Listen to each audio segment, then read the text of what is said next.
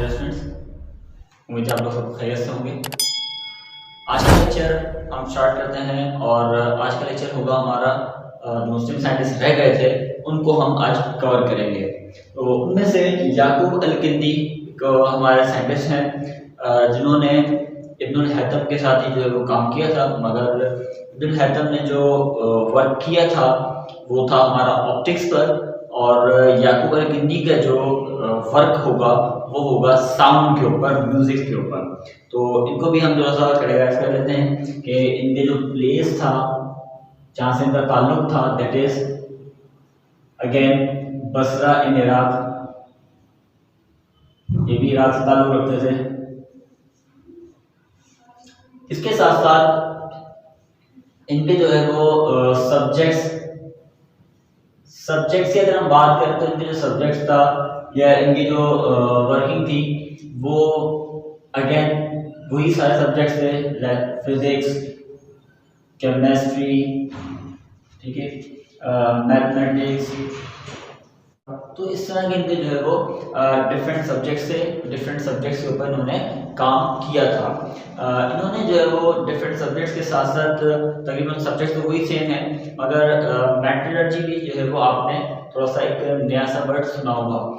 Metrology जो है वो बेसिकली स्टडी ऑफ मेटेराइट्स होता है, और मेटेराइट्स जो है वो हम कहते हैं कि जो हमारी स्पेस में चीजें होती हैं, स्पेस में जैसे बड़े बड़े जाइंट पहाड़ों की तरह है जो वो मेटेराइट्स होते हैं, उनको मेटेराइट्स कहा जाता है। तो उन्हीं की स्टडी को हम जो है वो मेट्रोलॉजी कह रहे हैं।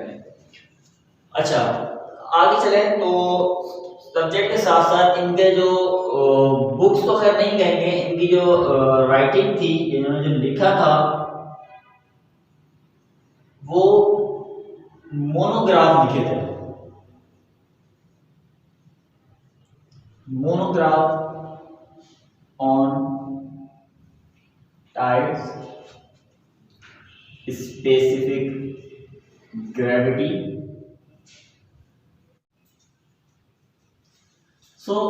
इन्होंने बुक्स तो नहीं लिखी थी, ठीक है। बुक्स में मैं आपको थोड़ा सा एक डिफरेंस समझा दूं। डिफरेंस किस चीज का बेटा, कि difference between books and monograph. इन्होंने मोनोग्राफ लिखे थे। हमारे पास 3 किस्म की कैटेगरीज होती हैं राइटिंग के अंदर। हम एक को कहते हैं इंसाइक्लोपीडिया, ठीक है, दूसरा होता है बुक्स, और एक और होता है हमारे पास, तो हम कहते हैं मोनोग्राफ। इंसाइक्लोपीडिया वो कहा जाता है, उसे कहा जाता है कि जिसके अंदर हमारे पास तकरीबन तमाम किस्म के किसी एक स्पेसिफिक सब्जेक्ट के ऊपर A to Z तमाम की तमाम मालूमात शामिल हो, उसको हम क्या कहते हैं, मोनोग्राफ कहते हैं। उसके बाद हमारे पास है बुक्स, और मोनोग्राफ तकरीबन थाउजेंड्स ऑफ पेजेस में डिपेंड करता है, ठीक है, मोर देन 1000 पेजेस पे। इसी तरीके से अगर हम बुक की बात करें तो बुक के अंदर जो है थोड़ा सा एक स्पेसिफिक जो है वो इन्फॉर्मेशन होती है, और उस स्पेसिफिक इन्फॉर्मेशन के अंदर भी हम क्या बात करें तो वो भी हमारे अराउंड 200 से लेकर 500-800 पेजेस की एक बुक शुमार की जाती है।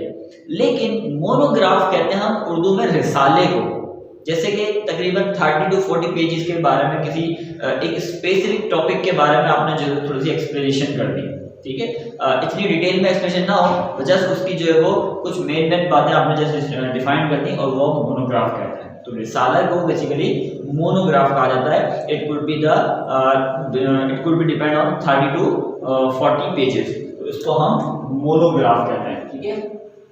मोनोग्राफ को कहते हैं बुक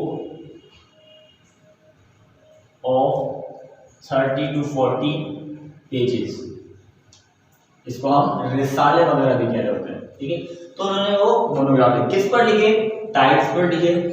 टाइड वगैरह हम कहते हैं टाइडल वेव्स जिसे हम कहते हैं, ठीक है, समुद्री की लहरें जो होती हैं टाइडल वेव, उनके बारे में उन्होंने लिखा कि किस तरह वेव्स जनरेट होती हैं पानी में, किस तरह वेव जो है वो प्रोपेगेट करती हैं सेंटर से जो है वो हमारा जो सराउंडिंग है, हमारा जो सी शोर है, किनारे तक कैसे पहुंचती है, सेंटर में सर्कुलर क्यों होती है, किनारे तक पहुंचने पर जो है स्ट्रेट क्यों हो जाती है। तो ये थोड़ी बहुत इन्फॉर्मेशन जो है उन्होंने मोनोग्राफ में अबाउट टाइड्स को डिस्कस किया था।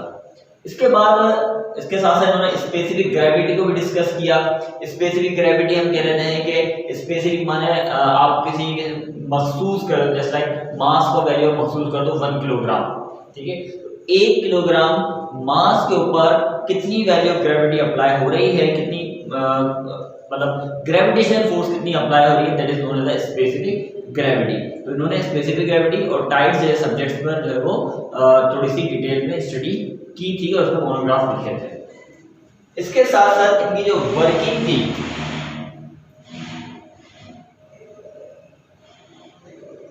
इनकी वर्किंग भी जो है वो ऑप्टिक्स थी। ऑप्टिक्स मतलब लाइट पर थे और साथ साथ साउंड पर भी, इसको हम म्यूजिक भी कह रहे हैं। तो ये इनकी जो है वो वर्किंग फील्ड थी। अच्छा, ज्यादातर काम इन्होंने साउंड पर किया था, ऑप्टिक्स पर इतना काम नहीं किया था, मगर फिर भी कह लेते हैं कि ऑप्टिक्स पर थोड़ा बहुत उन्होंने काम किया था, इतना कोई डिटेल काम उन्होंने ऑप्टिक्स पर नहीं किया था, मेन काम इनका साउंड पर था। तो ये हम कहते हैं कि इन्होंने साउंड पर काम किया। इसके साथ साथ इनकी वर्क की बात कर रहे हैं तो इन्होंने वर्क में क्या किया, इन्होंने इनकी डिस्कवरीज में क्या क्या बता सकते हैं कि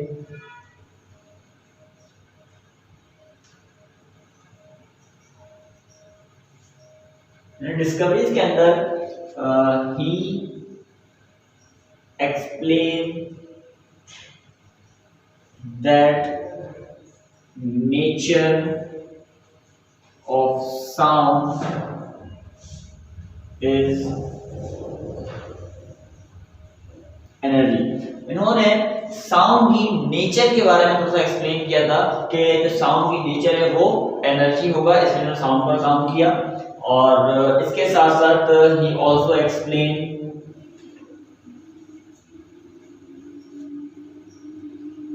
साउंड यानी कि music in term of frequency. देखिए, सबसे पहले इनका काम क्या था कि इन्होंने साउंड पर काम किया और साउंड को क्या बताया, एनर्जी। तो साउंड को जब एनर्जी हमने कंसीडर कर लिया कि हाँ साउंड अब क्या है, एनर्जी है, तो एनर्जी बेसिकली क्या होती है, एनर्जी वेव फॉर्म में मूव करती है। एनर्जी क्या है, वेव फॉर्म में मूव करती है। और अगर एनर्जी वेव फॉर्म में मूव करती है, डेफिनेटली एनर्जी फिर क्या होगी, फ्रीक्वेंसी भी होगी, वेव लेंथ भी होगी। तो अगर कोई वेव इस तरह से मूव कर रही है तो इसके अंदर जो है कुछ वेव जनरेट होती है, ठीक है, कुछ पैटर्न जनरेट होता है वेव का।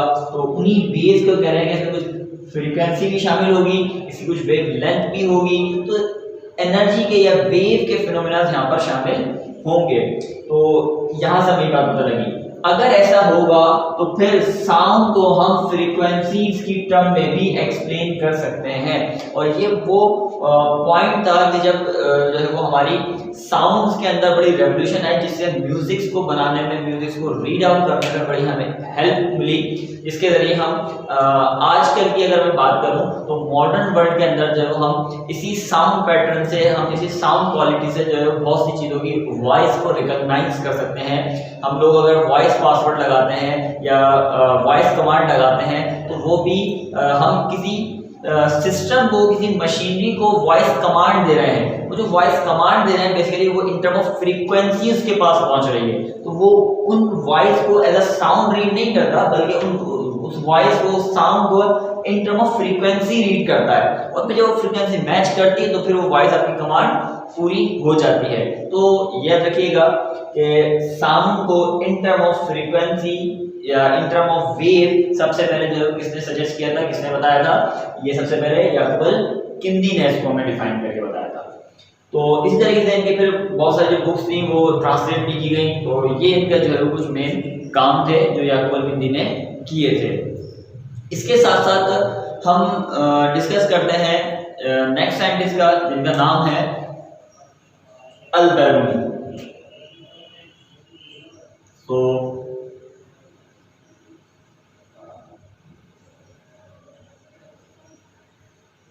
अल-बेरूनी, ठीक है, इनका असल नाम क्या था, अबू रेहान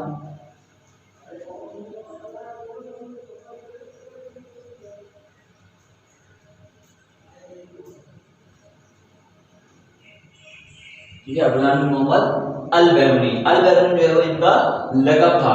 अल-बेरूनी का लक़ब क्यों था, इनको क्यों अल-बेरूनी कहा जाता है, क्योंकि इनकी जो प्लेस थी जहां से ताल्लुक रखते थे, दैट इज बैरून इन अफगानिस्तान। ये इस बैरून से का ताल्लुक से था, इनका ताल्लुक बैरून से था, जो कि इस वक्त प्रेजेंट है वो अफगानिस्तान में शुमार किया जाता था। इसके साथ साथ प्लेस जो है वो बैरून हो गई इनकी। इसके साथ इनकी जो बुक्स हैं, मैं अगर इनकी बुक की बात करूं तो 150 प्लस बुक जो है वो इन्होंने लिखी थी, ठीक है। लेकिन फेमस जो बुक थी इनकी वो कौन सी थी? फेमस बुक वाज कानून मसूदी, ठीक है। तो कानून मसूदी जो है वो सबसे ज्यादा फेमस बुक थी इनकी, किसकी? अल बैरूनी की। और अगर यहाँ से पूछ लिया जाए कि ये बुक किस सब्जेक्ट पर या किस स्पेसिफिक टॉपिक पर रिलेट करती थी, तो ये सब्जेक्ट था हमारा एस्ट्रोनॉमी। तो ये जो है आपके पास एस्ट्रोनॉमी में बिलोंग करती थी।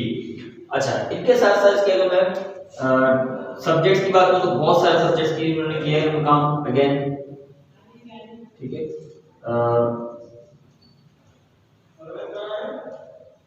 मैनी सब्जेक्ट्स,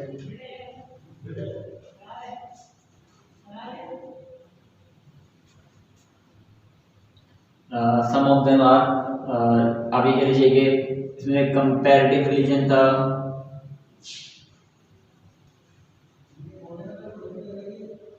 कॉस्मोलॉजी है, ठीक है, एक्सेट्रा। तो ये कुछ है जो यहाँ से थोड़े से डिफरेंट है, बाकी तो वही सेम है। फिजिक्स, केमिस्ट्री है, मैथमेटिकल है, तो बाकी वही है। लेकिन यहाँ पर जो है थोड़ा सा ये दो डिफरेंट है, इसलिए मैंने इसको यहाँ पे मेंशन कर दिया। कॉस्मोलॉजी में बता चुका हूँ कि हमने टाइप्स में भी डिस्कस किया था। कॉस्मोलॉजी उन सब्जेक्ट को कहा जाता है या उस स्टडी को कहा जाता है जिसमें हम यूनिवर्स की स्टडी करें। किसी करें? यूनिवर्स की स्टडी करें, लेकिन कहां से करें? फ्रॉम इट्स बिगिनिंग, बिल्कुल स्टार्ट से उसकी जो है वो स्टडी करेंगे। तो कॉस्मोलॉजी किया, मतलब एस्ट्रोनॉमी के बारे में बात करेंगे। कंपैरेटिव रिलीजन, कंपैरेटिव रिलीजन के अंदर ये बात देखिए, कंपैरेटिव रिलीजन एक ऐसा सब्जेक्ट हुआ करता था, पहले होता था, ये अब तो खैर नहीं इसको डिस्कस करते। पहले कंपैरेटिव रिलीजन में क्या पढ़ाया जाता था? डिफरेंट रिलीजन्स को आपस में कंपेयर करके पढ़ाया जाता था कि किस मजहब में क्या बात जो है वो बताई गई है, और उस मजहब के अंदर जो है वो डेफिनेटली हमारे यहाँ कोई भी अगर हम मजहब ले लें तो सबके मजहब में जो है चोरी करना हराम है, ठीक है, बुरे काम करना जो है गलत समझा जाता है। तो ये कॉमन चीज़ों को जो है पढ़ाया जाता है कि सब में जो है वो क्या क्या चीज़ें कॉमन है और किस तरह उसमें डिफरेंस क्या है और कॉमन चीज़ें क्या है। तो ये सारी चीज़ें जो है हम कंपैरेटिव रिलीजन में एक जो डिफरेंट रिलीजन को कंपेयर करके पढ़ा करते थे। ये ओल्ड एक सब्जेक्ट था, अब ऐसा हमारे यहाँ नहीं होता। हाँ, अलबत्ता मदारिस वगैरह में अभी भी इनको पढ़ाया जा रहा होता है। इसके साथ साथ जियोलॉजी में भी इन्होंने काम किया। जियोलॉजी में कहते हैं स्टडी ऑफ अर्थ, अर्थ की स्टडी में भी इन्होंने काम किया। इसी तरीके से जो है वो मेटलर्जी पर भी इन्होंने काम किया। मेटलर्जी कहते हैं स्टडी ऑफ मेटल्स, मेटल्स की जो स्टडी है कि आयरन एक मेटल है, दूसरे भी मेटल्स हैं, इन मेटल्स की स्टडी, इन मेटल्स की डिस्कवरी, इसकी स्टडी को हम जो है मेटलर्जी कहते हैं। तो डिफरेंट सब्जेक्ट्स में इन्होंने काम किया। ये कुछ डिफरेंट थे जो मुझे एक्सप्लेन करना थे, इसलिए मैंने यहाँ पर मेंशन किया। इसी के बाद अगर हम इनकी वर्किंग की बात करें तो ही वर्क थ्रू में वर्क उन्होंने बहुत अपनी फील्ड में काम किया था, जिसमें अगर हम सबसे पहले बात करूं तो ही एक्सप्लेन शेप ऑफ अर्थ।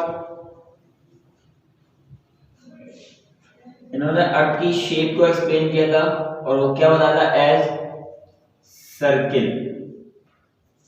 ठीक है। पहले लोग अर्थ को एक फ्लैट ऑब्जेक्ट कंसीडर किया जाता था, मतलब करते थे कि हमारी जो अर्थ है वो बिल्कुल एक फ्लैट ऑब्जेक्ट है, हमारी ऑब्जेक्ट सर्किल नहीं है। तो सबसे उनके बाद जो है वो इन्होंने एल्बेरो ने बताया कि हमारी अर्थ जो है वो फ्लैट नहीं है बल्कि एक राउंड है, एक सर्कुलर एक ऑब्जेक्ट है, ठीक है। बाद में इसमें बहुत और मजीद भी चेंजिंग आए, इसको हम कहते हैं भाई स्फीयर ऑब्जेक्ट है, सर्किल भी नहीं है, स्फीयर है। फिर उसके बाद की और थ्योरीज आई, इसमें बताया भाई सर्किल भी नहीं है, स्फीयर भी नहीं है, एक इलिप्स शेप की है, इसमें थोड़ी सी एक बेस भी शक्ल की है, ठीक है। इसको इलिप्स कह रहे होते हैं, या इसको मैं कहते हैं थोड़ी सी ओवल तरह के, अंडे की तरह के, मतलब परफेक्टली स्क्वायर नहीं है, थोड़ी सी साइड से चेंज है, जिसको हम एलिप्स कह रहे होते हैं। अच्छा, इसके साथ साथ चलिए और शेप उन्होंने बता दी। He explain the motion of planets, sun and moon.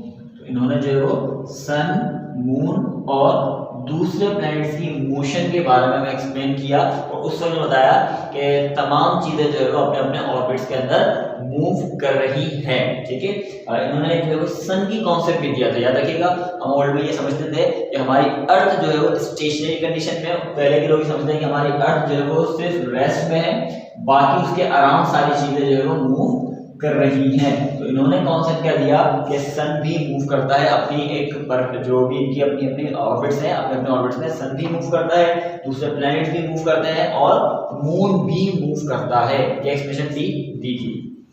इसके साथ साथ इन्होंने ही एक्सप्लेन, इसको ऊपर लिख देते हैं हम इस पॉइंट को,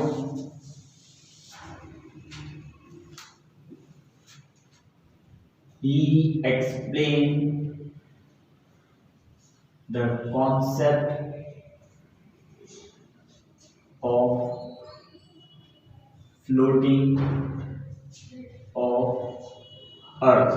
उन्होंने अर्थ की फ्लोटिंग का भी कॉन्सेप्ट दिया था कि हमारी अर्थ जो है वो जैसे स्पेस है। देखिए, हम लोग समझते थे, मतलब पहले के लोग समझते थे कि हमारी अर्थ जो है वो रेस्ट कंडीशन में है, रुकी हुई है, मूव नहीं कर रही है। ठीक है, फिर उसके बाद क्या होता था कि हमारी अर्थ रेस्ट में है, मूव नहीं कर रही, लेकिन इन्होंने कहा कि अर्थ भी हमारी थोड़ी सी मूव करती है। कैसे मूव करती है? जैसे कि हम किसी अंगूर के दाने को एक पानी में फेंक दें तो क्या होगा, वो पानी की सरफेस को फ्लोट करता है, अप्स एंड डाउन फ्लोट करता है। सेम एज इट हमारी स्पेस को भी उन्होंने तस्वीर किया कि ये स्पेस हमारी समंदर की तरह है। ठीक है, और उसके ऊपर हमारी अर्थ रखी हुई है, और वो अर्थ नीचे जब वेव्स गुजरती है, देखो अंगूर कैसे अप एंड डाउन कब मूव करता है, जब नीचे से पानी की लहरें गुजरती हैं। सेम एज इट इज हमारी स्पेस के अंदर भी कुछ वेव्स हैं जिनको हम कहते हैं ग्रेविटेशनल वेव्स। जब हमारी स्पेस जो है वो ग्रेविटेशनल वेव्स हमारी स्पेस को हिलाती है, हमारी स्पेस मूव करती है, तो जैसे हमारी स्पेस मूव करेगी उसकी वजह से हमारी अर्थ भी जो है उस अंगूर के तरीके से जो है अप एंड डाउन मूव करेगी। तो इस वर्ड को हमारे बुक में लिखा हुआ है कि the floating concept of earth just like the grab, यानी कि अंगूर grab floating on the ocean में फ्लोट कर रहा है। इस तरीके से उन्होंने अर्थ को भी रिजेम्बलेंस दी थी। तो इसके अलावा और भी क्या काम है, इसके काम के अंदर हम ये भी शामिल कर लेते हैं कि he explain the densities of different elements. ठीक है, इसको ही एक्सप्लेन ही फाइंड समझ लीजिए। इन्होंने जो है वो फाइंड करके बताया और मेथड को एक्सप्लेन भी किया था कि किस तरह से हम डिफरेंट डेंसिटीज को फाइंड कर सकते हैं। अच्छा, डेंसिटी का कौन सा समझिए, डेंसिटी किसे कहते हैं? डेंसिटी कहा जाता है कि वो किसी भी पर्टिकुलर एरिया में, किसी भी रूम के अंदर कितना अमाउंट ऑफ मैटर आ सके। ठीक है, जैसे कि इसको फार्मूला होता है डेंसिटी का, मैं यहाँ लिखूँ कि डेंसिटी इज, यानी इसको रो सिंबल पढ़ते हैं, डेंसिटी का सिंबल है is equal to mass per unit volume, कि कितने पर्टिकुलर वॉल्यूम के अंदर कितने अमाउंट ऑफ मैटर आ सकता है, that is known as the density. इसको डेंसिटी कहा जाता है। इस तरीके से हर डेंसिटी देखना, हर एलिमेंट डिफरेंट है, मुख्तलिफ है। आयरन है, एक पीस सेम साइज का एक पीस लीजिए आयरन का, उसी सेम साइज का पीस आप लीजिए प्लास्टिक का, उसी सेम साइज का पीस आप लीजिए स्टील का, एल्युमिनियम का, या किसी और मेटल का या नॉन मेटल का, किसी का भी आप लीजिए। क्या सबका वजन, सबका वेट एक जैसा होगा? नहीं, चेंज होता है। साइज एक ही होता है लेकिन वजन चेंज होता है। क्यों? उनकी डेंसिटी की वजह से। जितना डेंसर मटेरियल होगा, जितना ज्यादा मटेरियल होगा, इसका मतलब उस पर्टिकुलर हिस्से में, उस पर्टिकुलर वॉल्यूम में, उस पर्टिकुलर जगह में कितने आए, मास ज्यादा है। जिसका मास ज्यादा है उसका डेंसिटी भी ज्यादा होती है। तो इसमें कहते हैं मास पर यूनिट वॉल्यूम। इसको इस तरह भी डिफाइन कर सकते हैं, quantity of a matter present in the volume is known as the density. जिसका मास ज्यादा, मतलब एक छोटे से बॉक्स में जितना ज्यादा मास ले आओ, अगर मैं 2 पार्टिकल 3 पार्टिकल रखूं तो कम मास है इस पर्टिकुलर पॉलीमर में। मैं इसमें 5 रख दूं तो थोड़ा सा मास बढ़ गया, 6 रख दूं मास बढ़ गया, 10 रख दूं और मास बढ़ गया। जितना इस पर्टिकुलर ऑब्जेक्ट में, इस पर्टिकुलर बॉक्स में मैं मास बढ़ाता जाऊंगा, डेंसिटी बढ़ती जाएगी। इसको कहते हैं density mass per unit volume. ये हो गया आपका एक वर्क इब्न हज़म का। इसके साथ साथ भी और भी इन्होंने वर्क किए थे। इन्होंने जो है वो सरकमफेरेंस और डायामीटर ऑफ अर्थ, इन्होंने जब कहा कि हमारी जो अर्थ है वो क्या है, हमारी सर्किल अर्थ है, तो उसी तरह उन्होंने बताया कि जब सर्किल बताया तो उसके बाद उन्होंने पूरी हमारी अर्थ का सरकमफेरेंस कैलकुलेट किया। तो कुछ बुक में रेडियस लिखा है, कुछ बुक में डायमीटर लिखा है और किसी बुक में सरकमफेरेंस लिखा है। तो हमारी बुक में इस वक्त हमें सरकमफेरेंस दिया हुआ है, तो हम उसके साथ स्टिक रहेंगे कि हाँ सरकमफेरेंस ऑफ अर्थ कैलकुलेट किया। अब सरकमफेरेंस ऑफ अर्थ का मतलब क्या होता है, ये हमारे पास एक अर्थ अगर हम कंसीडर कर रहे हैं सर्कुलर ऑब्जेक्ट, तो boundary of the circle this one, ठीक है, it is known as the circumference. Boundary of the circle is known as the circumference. तो हमारी अर्थ की जो बाउंड्री है, हमारे जो सर्कमफेरेंस है, वो उन्होंने सबसे पहले कैलकुलेट किया। तो कहाँ कैलकुलेट किया था, पाकिस्तान के एक गांव है जिसको कहते हैं पिंड दादन खान, ठीक है, बुक में आपके मेंशन है पिंड दादन खान, वहां पे रहते हुए उन्होंने पाकिस्तान जो है वो पूरी अर्थ का सरकमफेरेंस कैलकुलेट किया था। इसके साथ साथ एस्ट्रोलॉजी के इनके काम हो गया, जियोलॉजी काम हो गया, मेटलर्जी के काम हुआ है। जियोलॉजी में और भी इन्होंने काम किया था। एक और मैं बता दूं कि इंडस वैली का उन्होंने बताया कि Indus valley once basin of an ocean. Ibnul Haytham ने प्रेडिक्शन की थी और बताया था कि हमारे जो इंडस वैली है, जिसमें हमारे पाकिस्तान का और जो है वो कुछ पार्ट अफगानिस्तान का, कुछ पार्ट इंडिया का, ये पूरा एक रीजन कहलाता है, इंडस वैली कहलाती है। देखिए हमारे यहाँ जो दरिया सिंध है, हम उसको कहते हैं कि हमारे सिंध से गुजरता है तो उसको हम दरिया सिंध कहते हैं। यही सिंध, यही दरिया जो है जब इंडिया से आता है तो वो उसको कुछ और नाम देते हैं, अफगानिस्तान से आता है तो उसको जो है वो काबुल रिवर कहते हैं, ठीक है, तो नाम चेंज कर देते हैं, लेकिन ये पूरा हिस्सा जो है वो इंडस रीजन कहलाता है, इंडस वैली कहलाती है। इस इंडस वैली को प्रेडिक्ट किया कि बहुत लाखों साल पहले, बिल्कुल इनिशियली, जब मैंने पहले भी लेक्चर में बताया कि हमारे जो पहले है, इस पूरे ज़मीन के अंदर क्या था, सिर्फ पहले आग का हिस्सा था, फिर वो ठंडा हुआ, फिर पूरी अर्थ में बर्फ ही बर्फ थी, फिर वो पिघल गई, पिघलने के बाद वो पानी हमारे मौजूद था, फिर ऐसा था पानी जो एवोपरेट होता गया, फिर ऐसा थोड़ी थोड़ी ज़मीन आती गई, स्टेप बाय स्टेप लाखों लाखों साल बाद दिखा है काम को। तो जब हमारे अर्थ सिर्फ पानी ही पानी मौजूद था और कोई सरफेस नहीं थी, तो उस वक्त जो बेसिन था, बेसिन का मतलब होता है सबसे निचला हिस्सा, हम अपने घर में वॉश बेसिन यूज़ करते हैं, उसको भी बेसिन क्यों कहा जाता है कि उसमें उसकी शेप बिल्कुल ऐसी होती है जिसमें सारा पानी या सारे जो ड्रेन है वो सारी चीज़ें नीचे से बैठती हैं और ड्रेन आउट होकर डिपॉजिट हो जाती हैं, चले जाती हैं। तो वो जो निचला हिस्सा है उसको सबसे नीचे वाली वजह से उसको बेसिन कहा जाता है। इसीलिए कहा गया कि इंडस वैली भी उसका सबसे निचला हिस्सा हुआ करता, तो उसको भी अर्थ का बेसिन समझा गया और कहा गया कि Indus valley was once the basin of an ocean. उस पूरे ओशन का, पूरे समंदर का जो हमारी अर्थ का था, उसका सबसे निचला हिस्सा जो है वो हमारी इंडस वैली हुआ करती थी, ठीक है। ये प्रेडिक्शन के ऊपर भी उन्होंने इसको बताया था। लेकिन इसी चीज को इस वक्त के मॉडर्न जियोलॉजिस्ट भी अभी भी एक्सप्लेन करते हैं और कहते हैं कि हाँ ये बात बिल्कुल ठीक है कि हमारा जो इंडस रीजन है, इंडस वैली है, वो बेसिन ऑफ एन ओशन है, ठीक है। तो ये कुछ हमारे जो है उनके मेन काम थे साइंटिस्ट के। इसके साथ साथ जो है वो हमारे जो है वो दूसरे साइंटिस्ट जो है वो कवर अप होते हैं। इसके साथ अगर आप दूसरे साइंटिस्ट जो आपके बुक में मौजूद हैं, जैसे डॉक्टर कदीर खान है, उनको उनकी जो थ्योरी है वो आप डिस्कस कर लीजिएगा, बुक में रीड आउट करेंगे तो आपको एक्सप्लेन हो जाएगा, इसमें कोई इतनी बड़ी डिटेल नहीं है, ठीक है। तो बाकी हम इंशाल्लाह नेक्स्ट क्लास में इसको मज़ीद डिस्कस करेंगे। तो जब तक के लिए अल्लाह हाफ़िज़।